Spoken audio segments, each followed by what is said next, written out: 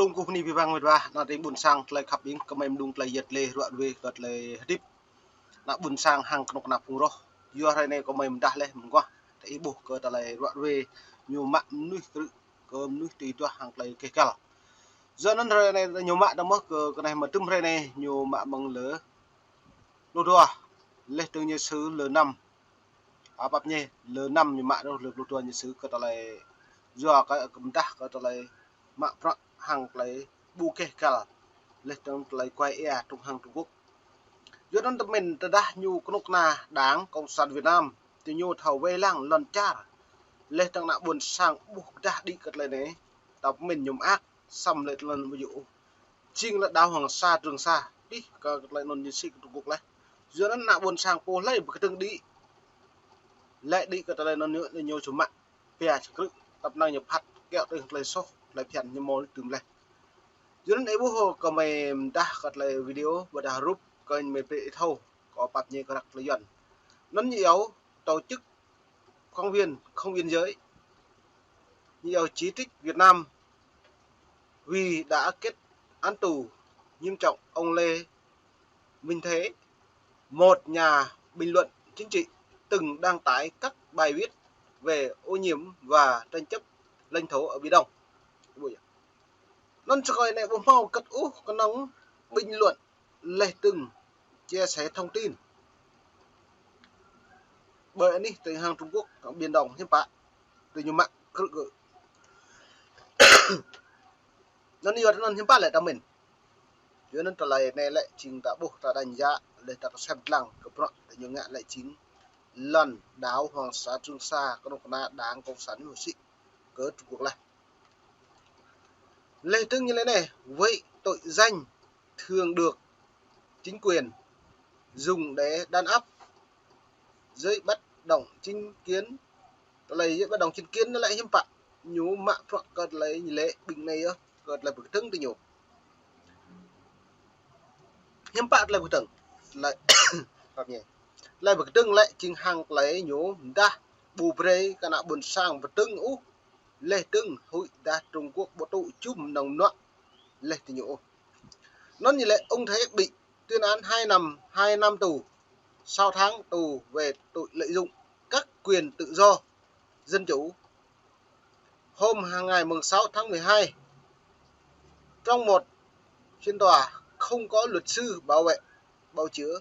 theo gia đình, Facebook này không tin vào lý ở Việt Nam bây giờ giữa nó đã bột lại đây các bạn nó lại này lại nhớ pre sứ po này lại bầm máu luật sư doan nhưng mà giữ sky nó bầm máu rõ mặt nó nấu sky nó đấy như giáo biên nhà báo phóng viên không tự do biên giới tự do nên lại này lại nhiều chúng ta cất nhiều đăng tải và đã chi tích cỡ lần chả một cân xâm lược xâm lắng có lần chả tự nhiên bộ xâm mất đáng cộng sản Việt Nam dựa bằng luật đấy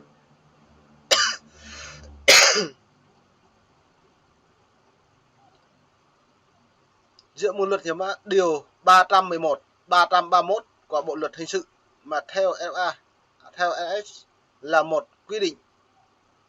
điều vô lý được sử dụng rộng rãi để bức hại các nhà báo. Dựa đến lâm của mình buộc lại hiếm bạ lại câu trả lời này thì nhu bu pre bu lại bực từng hàng nước toái bạn lận lạo hiếm bạ đang suy ngẫm lên suy luận câu trả lời này nó mời pre để xem lăng câu lại mượn hẹp này tải các bài viết về ô nhiễm và tranh chấp lãnh thổ Biển Đông với tội danh thường được chính quyền dùng để đàn áp giới bất đồng chính kiến.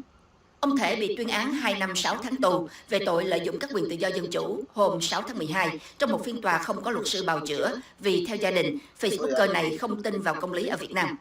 Đây là lần thứ hai ông Thể bị tuyên án tù với cùng cáo buộc theo điều 331 mà theo RSS là một quy định vô lý được sử dụng rộng rãi để bức hại các nhà báo. Giám đốc Văn phòng châu Á Thái Bình Dương của RSS, ông Cedric Aviani nói trong thông cáo hôm 11 tháng 12 rằng Lê Minh Thể chỉ phục vụ lợi ích của cộng đồng.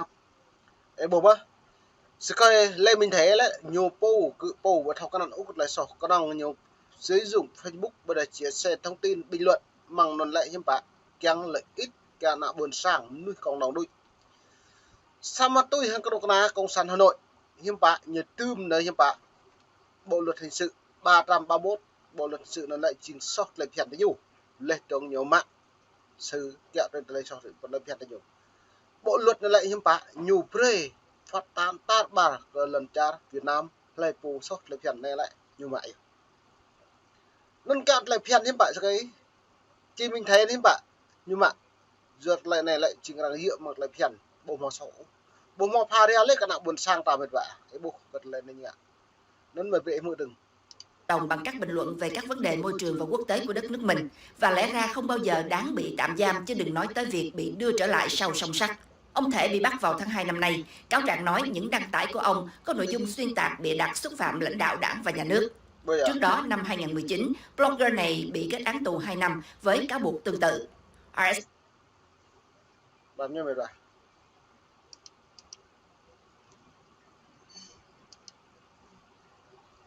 Nó như rượu về coi này lâu đi kết án tù 2 năm lắm rồi này mạ đừng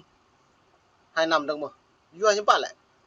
nó tờ này này đã buộc đang công sản Việt Nam này lại đã buộc luôn ta có tờ này sát tờ này buông ngại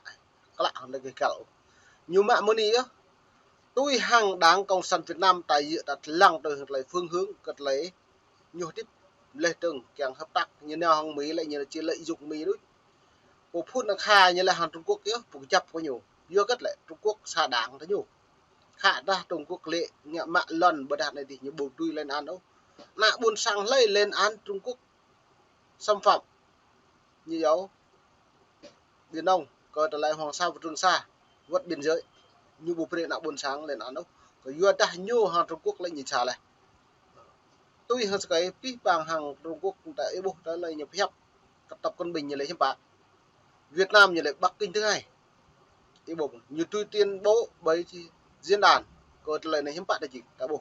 trình trở lại này là trình nào rô nào đấy mạng đặc ăn biết xem là các nó buôn sang như đút một thầu tüm công chức nhà nước cấp trên cấp dưới như thầu pi hết cả lại này giờ cất Trung Quốc nhắc lại Việt Nam bù tùy bộ về là buôn sáng bộ đạo bộ đấy là buôn sáng bua với nhổ dân tập thầu mới về lăng lấy video được. SF kêu gọi các nền dân chủ tăng cường áp lực Việt Nam trả tự do cho ông Thể cùng tất cả 36 nhà báo và người bảo vệ tự do báo chí khác đang bị giam giữ tại Việt Nam. Hà Nội thường bác bỏ các chỉ trích của quốc tế về đàn áp tự do báo chí và khẳng định chỉ bỏ tù những ai vi phạm pháp luật. RSF xếp Việt Nam thứ 178 trên 180 quốc gia và vùng lãnh thổ trên bảng chỉ số tự do báo chí thế giới 2023. Việt Nam đứng thứ 3 trên thế giới về giam cầm các nhà báo. Giờ đây bố lại có bị bằng hàng cái này nộp nàn lại đã buộc. Kính thưa quý vị, theo lời mời của Tổng Bí thư Ban chấp hành Trung ương Đảng Cộng sản Việt Nam Nguyễn Phú Trọng và phu nhân, Chủ tịch nước Cộng hòa xã hội chủ nghĩa Việt Nam Võ Văn Thưởng và phu nhân, hôm nay Tổng Bí thư Ban chấp hành Trung ương Đảng Cộng sản Trung Quốc, Chủ tịch nước Cộng hòa Nhân dân Trung Hoa Tập Cận Bình và phu nhân đã đến Hà Nội bắt đầu chuyến thăm cấp nhà nước đến Việt Nam từ ngày 12 đến ngày 13 tháng 10. Nó mà nhật là nhập búp nó lại mà bằng lớp lúc tua, lớp lúc lâu, chính này lớp lúc mẹ tùm này nó lại. Nó lên búp gật nhiều búp nó mút mà cắt lại phi bằng lên trống rô nào đấy cắt lại đoạn về lại tiếp càng tụ zoom nóng nọ trong cái năm xị nào đấy tòa của lâm trà này. Nó bro ấy bố mà bằng thời sự bờ đào phong sự bờ đà về đây một ấy bố nhưng bạn nạ buồn sang nhiều lại Trung Quốc bộ đội chung úp vừa gọi tới nhiều tôn khổ lên bằng vườn lù bộ hoa nghệ hiểu cao nạ buồn sang nhiều play nhưng bạn lại chỉ này vừa nhưng bạn còn lời này Trung Quốc bùi đội chung vừa ra Trung Quốc bộ lù còn nuôi buồn sang nhiều lên án còn Trung Quốc tập năng tô cao Trung Quốc có vi phạm có bộ luật biến lên lấy vi phạm còn lời mạng do thô bởi anh Hoàng Sa Trường Sa lùm tài vừa nói hai Trung Quốc chặn thị bộ đội chùm nâng nội vừa Trung Quốc chặn đến đây như cả như giàu Trung Quốc lấm lớp lúc tuần đi nào bướp trong rừng đi này lại nào đoạn về cái lệ cái này nó nhiều đấy à mong này mày pani cái ta bạn này thằng lại xem lăng lại mày đoạn về cho nên free cái lúc này doan nhà sát cả buồn sạc tới chụp lên tầng lum ta cái lại như từ một rẹm này càng prung lê từng nạ buồn sang nhập po đã một lê thì bộ quất cơ quay đã này như sĩ đúng không nó nước Việt Nam hai này lại nhiều dập Bắc Kinh thứ hai tôi hàng Việt Nam tôi nạ buồn sang như lệ khi là con Trung Quốc sầm đáng nộp na cái nhập po bộ mỏ khi là nách của Trung Quốc nhiều hàng Trung Quốc chỉ xa đôi bênนี้ยังbuồn sang khắp yên hàng làm ta cho nên free club này một